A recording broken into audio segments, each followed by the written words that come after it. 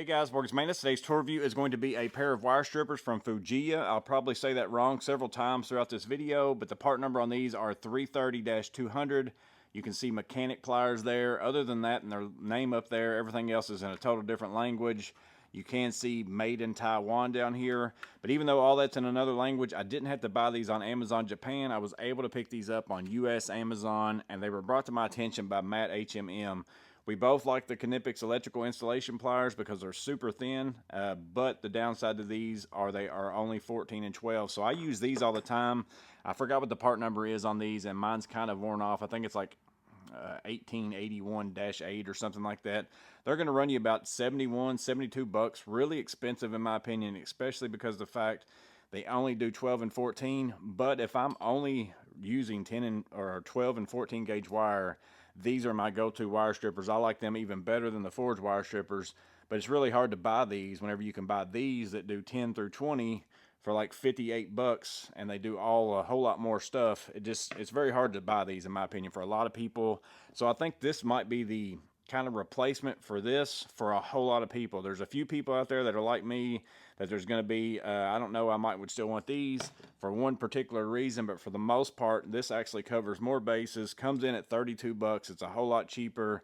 I think it's going to be a good fit for a lot of people. So let me go over the features of it, then I'll show it to you in comparison and in use with some wire gauges over there, and then you can make the decision if it's the right tool for you.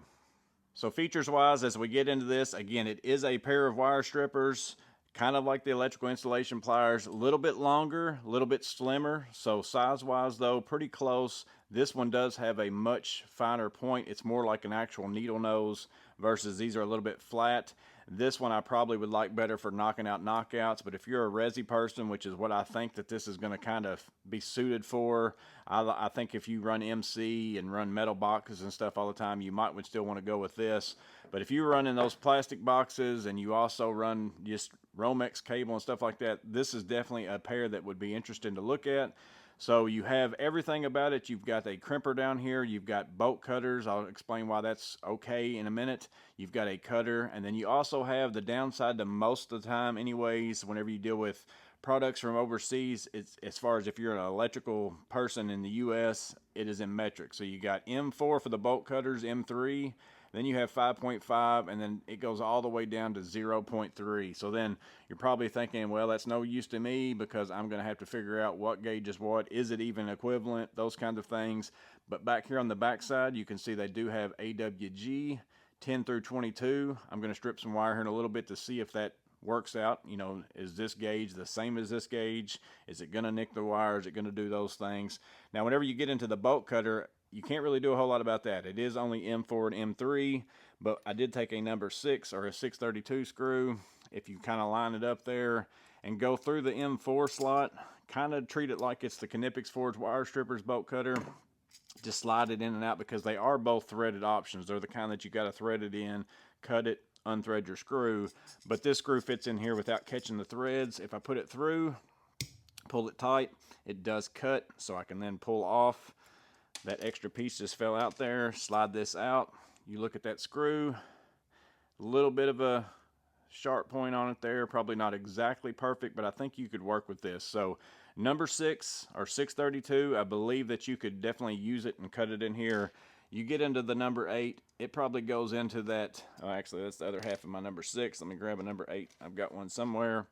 It goes in a couple threads into that M4, and then it starts tightening up. You're not going to be able to thread that in. I'm probably going to try tapping this out to an 832 and see how that goes for me.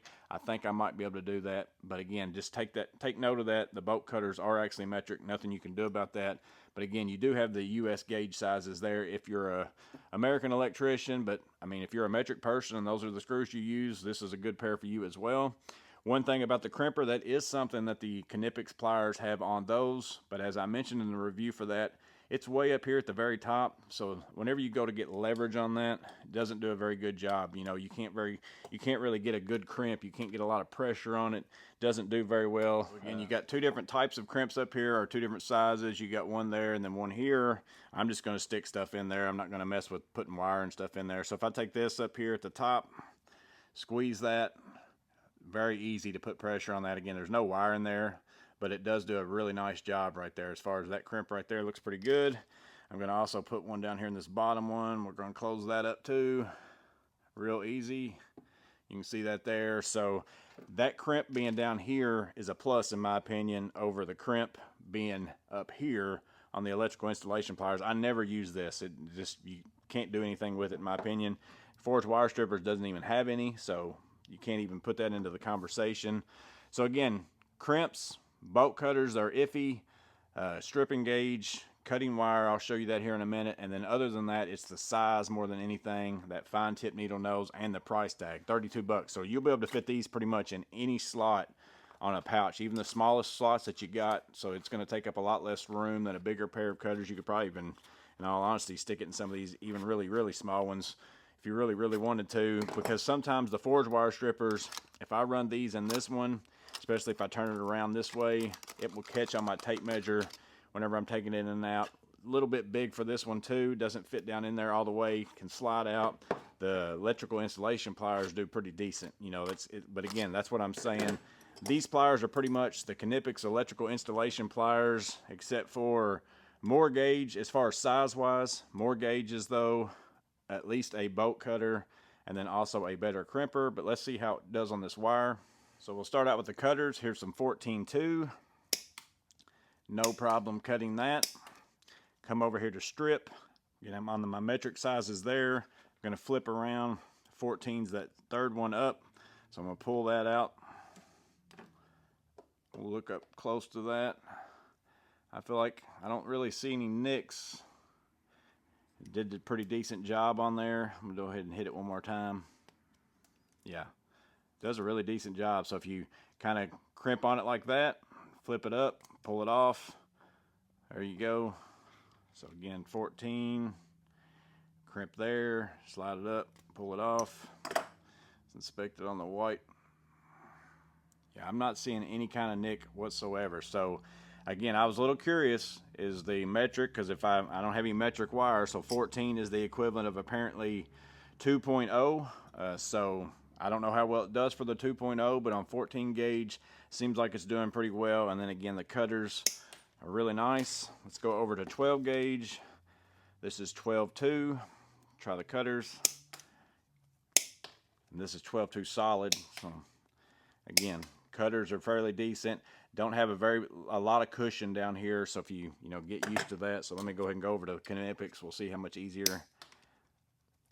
A little bit more cushion on the Knipex on these grips, and then of course you can get comfort grips in the Knipex. So 12 we're going to see is the second one, which is also the equivalent of 3.5 millimeters. Just coming down on that, flip up, a little bit tight on that. Didn't feel like it wanted to do very good there. Let me try cutting this off.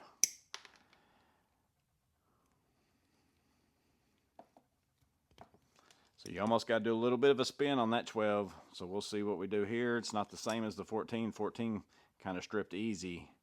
I'm going to try to do it the way I normally do it. Is down, flip it up, pull.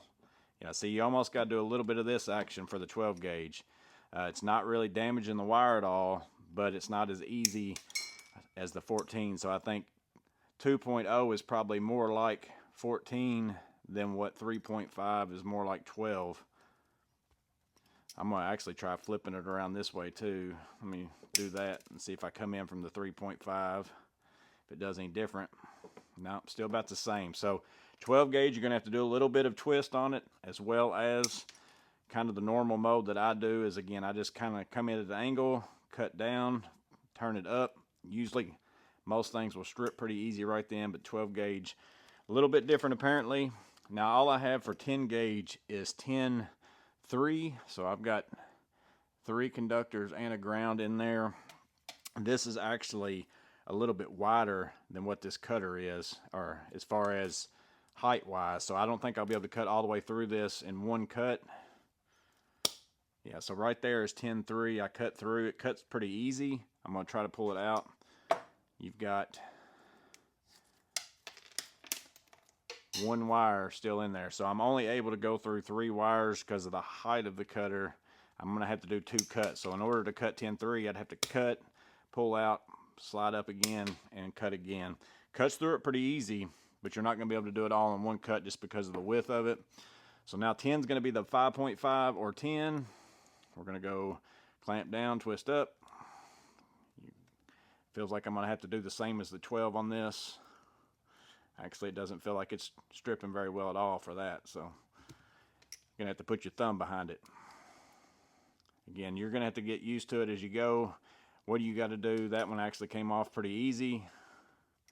I'm going to swap it around to the other side so I can see 10, see if that makes any difference. So clamp down, I'm going to pull up, give it one twist, push off with my thumb. So that's kind of the ticket on the 10. I'm having to push it with my thumb a little bit. I'm going to do it a couple more times here just to see if it's learner's error. Yeah, you don't even really have to twist if you push with your thumb. So, and there's no damage to that wire. So clamp down, push with your thumb, sliding right off.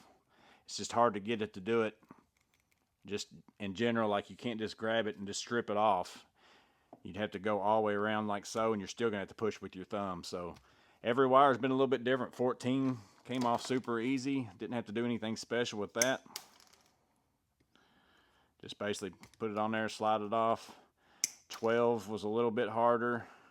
I'm on 14. Let's see. Yeah, 14 is, whatever 14 is in AWG, it really is 2.0 millimeters. 12 gauge, a little bit different. Let's see. But again, if you just start using your thumb, it does slide right off pretty easy. So that's kind of the technique you're probably going to have to use. Again, are they exactly the equivalent from one another? Probably not.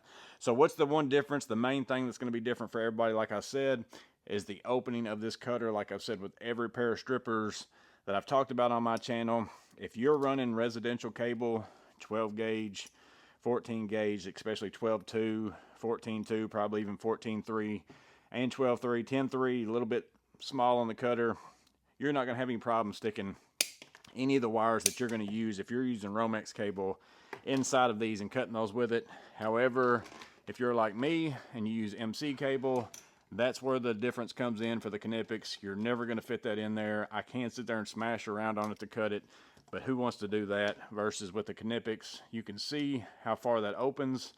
I can just slide that right in there and cut that right off.